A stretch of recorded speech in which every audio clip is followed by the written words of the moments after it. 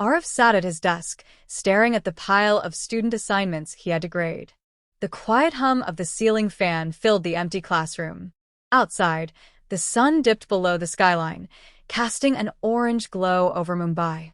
He should have been relieved after a long day of teaching, but an unease had settled in his chest. He had felt it all day, the sense that something was watching him, lurking just beyond his sight. His phone vibrated. A message. Your past is knocking at your door. Aarav's breath hitched. His fingers tightened around the phone as he reread the words.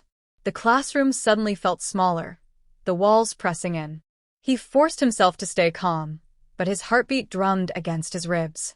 Who sent this? And how did they know? He locked his phone and quickly gathered his things. The school corridor was deserted, the echo of his footsteps following him like a shadow. As he stepped outside, the cool evening breeze did little to settle his nerves. By the time he reached home, his hands were clammy. His wife, Nisha, greeted him with a warm smile. You're late today? He nodded, forcing a smile. Had some extra work. She noticed the tension in his face, but didn't press. Dinner's almost ready. Aarav nodded again and headed straight to the bathroom. He splashed cold water on his face, staring at his reflection. The man looking back at him was not the same man from years ago. He had buried that life. He had built something new, something real. But someone new. His phone buzzed again. A new message. Check your doorstep.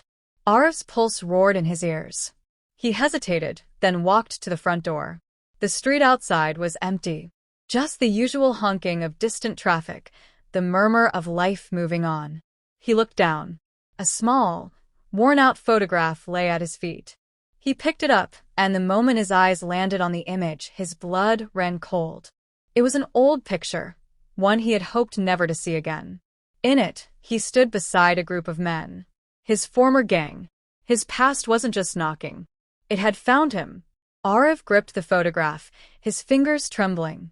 The faces in the picture stared back at him, ghosts from a life he had erased.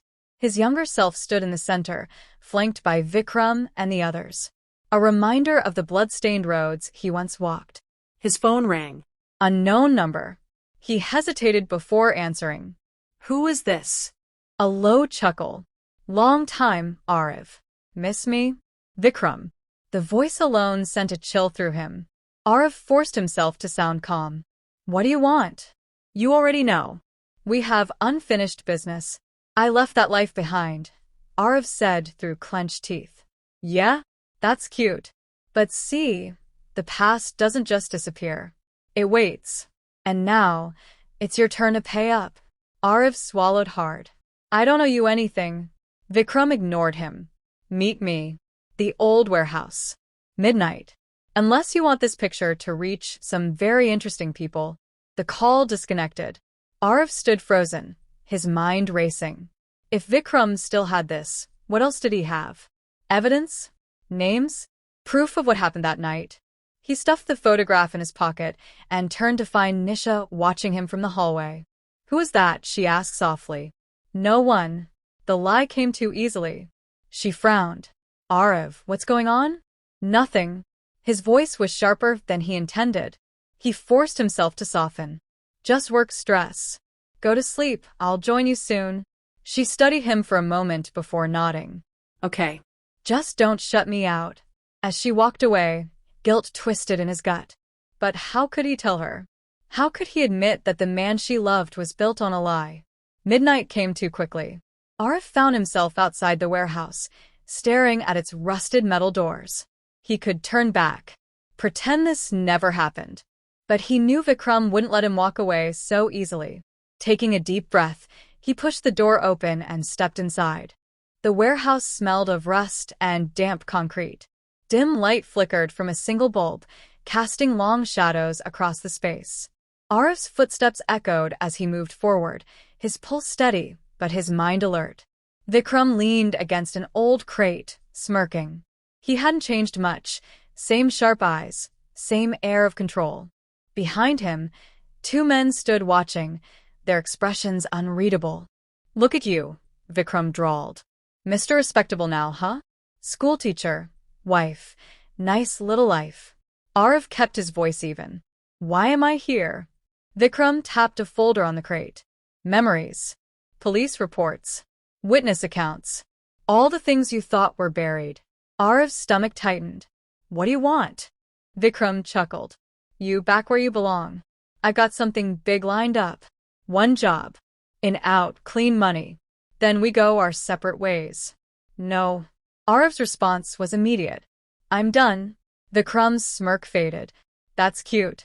But see, I don't need your permission. If you don't help, I hand this over to the cops. Your students? Your wife? They'll see you for what you really are. Aarav clenched his fists. I didn't kill that man. Vikram's expression hardened. Doesn't matter. You were there. You ran. That makes you guilty. Silence stretched between them. Aarav felt the weight of the past pressing in. He could walk away and risk everything being exposed, or he could give in one last time. But he had spent years running from this. He wasn't that man anymore. Slowly, he reached into his pocket. Vikram's eyes followed the movement, expecting compliance. Instead, Aarav pulled out his phone and hit dial. Who are you calling? Vikram's voice sharpened. Aarav met his eyes. The police? For the first time, Vikram's confidence wavered. You're making a mistake. No, Aarav said, voice steady. I made my choice a long time ago. Vikram lunged, knocking the phone from Aarav's hand. It skidded across the floor, screen cracked but still lit. The call had gone through. You really did it, Vikram hissed, his voice a mix of disbelief and fury. You think you can just erase the past? Aarav didn't flinch. I already have. Vikram's men shifted uncomfortably. They hadn't expected this. Aarav could see it, the uncertainty in their eyes. Without hesitation, he stepped back, putting distance between them. Distant sirens pierced the night. Vikram's jaw tightened. You think they'll believe you? You're just as guilty. I'm not running this time, Aarav said. The doors burst open. Flashlights cut through the darkness. Shouts filled the warehouse. Vikram's men scattered, but there was nowhere to go. Officers swarmed in, pinning them down. Aarav stood still, hands raised. One officer approached him cautiously. Aarav Mehta? He nodded. I have something to confess. The interrogation room was cold, the weight of the past pressing down on him. Aarav recounted everything, the gang, the robbery, the man who had died. He expected cuffs, condemnation. Instead, the officer listened.